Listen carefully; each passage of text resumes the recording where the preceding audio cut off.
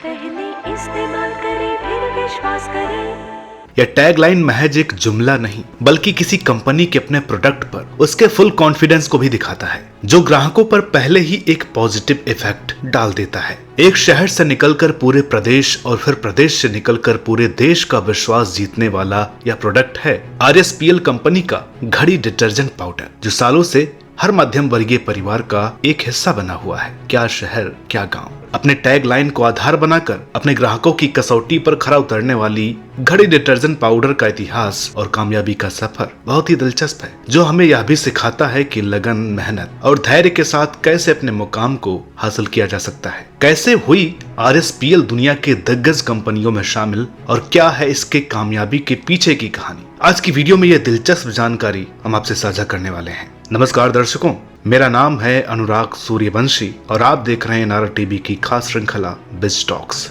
एक दौर था जब मार्केट में निरमा और सर्फ जैसे ब्रांड्स का एक छत्र राज हुआ करता था। सर्फ को जहां उच्च वर्ग के लोग इस्तेमाल करते थे, तो मध्यम वर्गीय परिवार की एकमात्र पसंद निरमा वॉशिंग पाउडर ही था, जो तब पूरे देश में फैल चुका था। और यह शायद निरमा की ही देन थी, जिसकी कामयाबी से प्रेरित होकर कानपुर शहर के रहने वाले दो भाइयों श्री मुरलीधर और श्री विमल कुमार ज्ञानचंदानी ने भी वॉशिंग पाउडर बनाने के बारे में भी विचार किया। हालांकि निरमा को टक्कर देने के लिए पहले ही यूनिलीवर ने मार्केट में व्हेल नाम से सस्ता डिटर्जेंट पाउडर उतारा था, और इसके अलावा भी कुछ डिटर्जेंट पाउडर मार्केट में अपनी जगह बनाने की कोशिश कर रहे थे, जिनमें सनलाइट और एरियल जैसे नाम भी शामिल थे। ऐसे में 1987 में जब घड़ी डिटर्जेंट बनाने की शुरुआत कानपुर के शास्त्री नगर में रहने वाले मुरलीधर ज्ञानचंदानी और उनके छोटे भाई विमल ज्ञानचंदानी ने मिलकर की, तब उनका सामना बाजार में पहले से ही मौजूद सर्फ और निरमा जैसे बड़े ब्रांड्स से होना लाजमी ही था, जिसे उन्होंने एक चुनौती के रूप में स्वीकार किया। सबसे पहले दोनों भाइयों ने कानपुर के फजलगंज फायर स्टेशन के पास डिटर्जेंट की एक छोटी सी फैक्ट्री खोली और उसका नाम रखा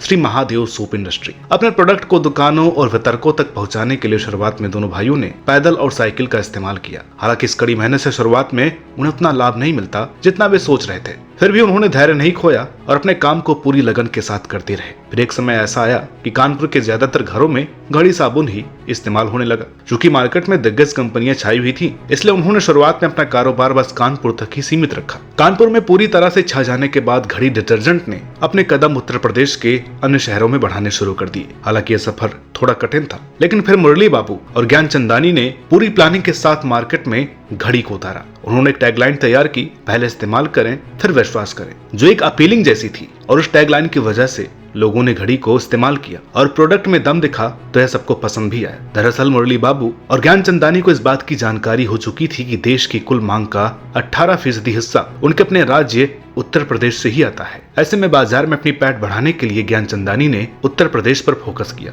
इसकी एक वजह यह भी थी कि देश का सबसे बड़ा राज्य होने के कारण उत्तर प्रदेश एक बड़ा बाजार भी था। ज्ञानचंदानी ने सबसे पहले डिस्ट्रीब्यूटर्स का फायदा कराने की रणनीति भी बनाई, जिसके तहत उनकी बिक्री पर 6 से 7% तक कमीशन देने का फैसला किया, जबकि दूसरी बड़ी कंपनियां केवल 5% तक की कमीशन दे रही थी। हालांकि ज्यादा कमीशन देने के चलते नुकसान की भी संभावना थी, इसलिए इससे बचने के लिए कंपनी ने हर 200-250 किलोमीटर पर एक छोटी यूनिट या एक बड़ा डिपो बनाने की योजना की। इससे ट्रांसपोर्ट का खर्च बहुत कम हो गया, साथ ही और भी कई खर्च में कटौती हुई। देखते ही देखते घड़ी डिटर्जेंट ने उत्तर प्रदेश के बाजार पर अपनी धाक जमा ली और एक बड़ा ब्रांड बन गया। यूपी के मार्केट में कामयाब होने के बाद घड़ी डिटर्जेंट ने अन्य हिंदी भाषी राज्यों की ओर इस रणनीति से अपना विस्तार करना शुरू कर दिया, जिसमें मध्य प्रदेश, दिल्ली, बिहार, छत्तीसगढ़, राजस्थान, पंजाब भी शामिल थे। जिसके बाद घड़ी ने देश भर में अपनी पहुंच बना ली और बन गई एक दिग्गज कंपनी। साल 2005 तक आते आते कंपनी ने साबुन और डिश वॉश सहित और भी कई सारे प्रोडक्ट बनाने शुरू कर दिए थे। ऐसे में ज्ञानचंदानी ने अपने सभी प्रोडक्ट का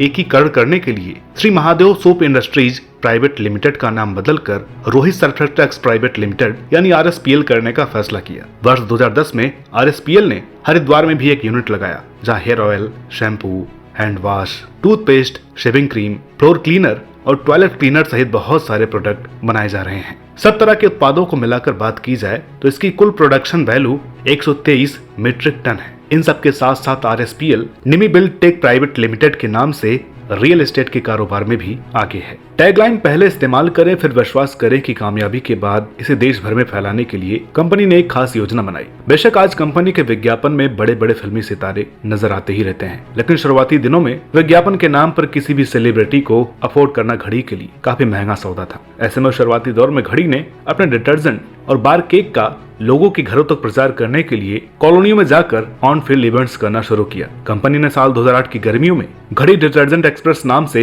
एक अभियान शुरू किया, जिसके तहत 2 महीने की अवधि के लिए लखनऊ और गुवाहाटी के बीच चलने वाली ट्रेन में अपना विज्ञापन लगवाया, जो जादू कर गया। कंपनी जानती थी कि ट्रेन वह माध्यम है जिसके साथ जनता बातचीत करती है। ट्रेन के विज्ञापन का यह प्रयोग काम कर गया, जिसे देखते हुए लखनऊ और मुंबई के बीच चलने वाली पुष्पक एक्सप्रेस और स्वर्ण जयंती एक्सप्रेस से भी ऐसे विज्ञापन करवाए गए, जो दक्षिण भारत के 4 राज्यों त्रिवेंद्रम से दिल्ली में हजरत निजामुद्दीन तक को कवर करती थी। ट्रेन के बाहर लगे विज्ञापन के साथ साथ डिब्बों के अंदर भी पोस्टर लगाए गए। इसके अलावा पश्चिम बंगाल और उत्तर प्रदेश के बीच क्रॉसिंग पर भी ब्रांड विज्ञापन लगाए गए। RSPL ने इन प्रोडक्ट्स के अलावा अलग अलग क्षेत्रों में अपनी पहचान बनाई है, जैसे नवीकरणीय ऊर्जा के क्षेत्र में कर्नाटक, राजस्थान, तमिलनाडु, गुजरात और मध्य प्रदेश में पवन ऊर्जा से बनाने के लिए 7 प्लांट लगाए हैं, जिनसे 50.1 मेगावाट बिजली बनाई जाती है। इसके अलावा नमस्ते इंडिया के नाम से दूध, घी, दही, मक्खन, पनीर जैसे डेयरी प्रोडक्ट भी RSPL तैयार करती है। यह कंपनी कानपुर से 31 किलोमीटर दूर शिवपुर नाम के गांव में स्थापित की गई है, जिसमें दूध, दही, घी तथा मक्खन जैसे डेयरी उत्पाद बनाए जाते हैं। इसके लिए आसपास के लगभग 100 गाँवों में दूध एकत्र करने के केंद्र भी बनाए गए हैं। इसका सबसे बड़ा फायदा यह हुआ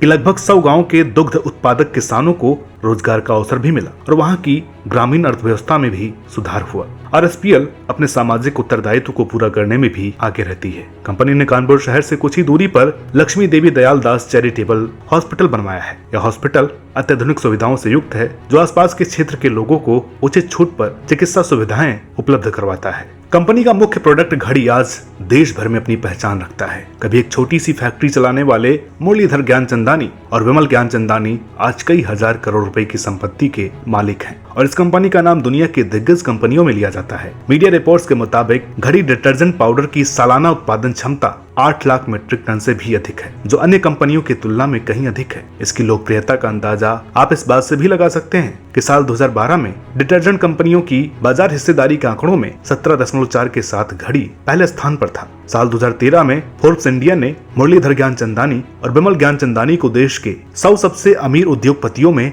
75वां स्थान दिया था और उस समय उनकी संपत्ति करीब 13,000 करोड़ रुपए की थी। तो दर्शकों, उम्मीद करते हैं कि आपको ये वीडियो पसंद आई होगी। वीडियो अगर अच्छी लगी हो तो प्लीज इसे लाइक करें, शेयर करें और चैनल पर नए हो तो प्लीज इसे सब्सक्राइब करना ना भूलें। क्योंकि सीरीज पर आप सबका रिस्पॉन्स बहुत ही कम आ रहा है, तो भविष्य में अगर सीरीज पर आपका रिस्पॉन्स आता रहा तो ऐसे अन्य ब्रांड्स की कहानियां भी हम आपके सामने लाते रहेंगे। तो वीडियो को शेयर करना ना भूलें। मिलते हैं आपसे अगली वीडियो में एक और नई जानकारी के साथ। तब तक के लिए नमस्कार।